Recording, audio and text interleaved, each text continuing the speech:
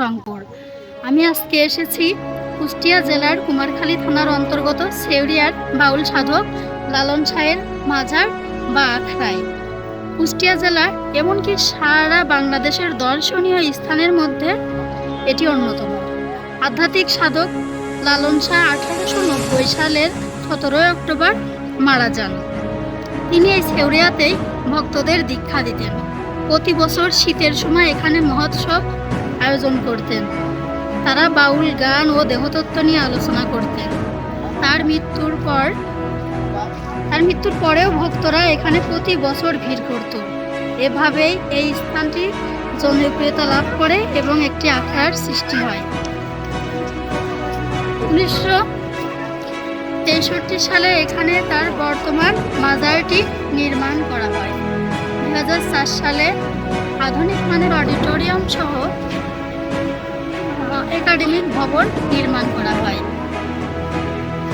প্রকৃতপক্ষে লালন ছিলেন মানবতাবাদী এবং তিনি জাত, ধর্ম, কুল, লিঙ্গ ইত্যাদি অনুসারে মানুষের ভেদাভেদ বিশ্বাস করতেন না।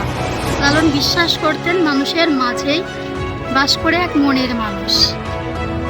সেই মনের মানুষের সন্ধান পাওয়া যায় আত্মসাধনার মাধ্যমে।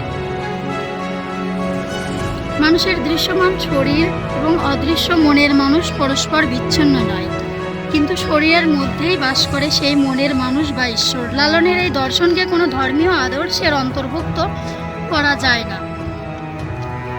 তার গান লালন সঙ্গীত বা বাউল সঙ্গীত নামে পরিচিত। 2005 সালে ইউনেস্কো বাউল গানকে বিশ্বের মৌখিক দৃশ্যমান ঐতিহ্য সমূহের মাঝে অন্যতম বা শ্রেষ্ঠ সম্পদ হিসাবে ঘোষণা করে। অসাম্প্রদায়িক ও মানবতাবাদী লালনের প্রায় 2000 গানের সংকলন পাওয়া গিয়েছে। তার মধ্যে উল্লেখযোগ্য হলো খাঁচার ভিতর অসীন পাখি, কেমনে আসে যায়, আমি অপার হয়ে বসে আছি, ওহে দয়াময়, সব লগে কয় লালন কি জাত সংসারে, বাড়ির কাছে আরশিনগর, সেখায় এক পড়শি বসত করে, মিলন হবে কত দিনে, আমার মনের মানুষের সনে, যেখানে সার বারামখানা। রবীন্দ্রনাথ, কাজী নজরুল এবং অন্যান্য কবি সাহিত্যিকের গানে লালনের প্রভাব দেখা যায়। এমনকি বিশ্বের অনেক কবি সাহিত্যিকের সাহিত্যকর্মেও লালনের প্রভাব সুস্পষ্ট। এদের মধ্যে অন্যতম হলো এলেন গিন্সবার্গ, তার একটি বিখ্যাত কবিতা আফটার লাভ।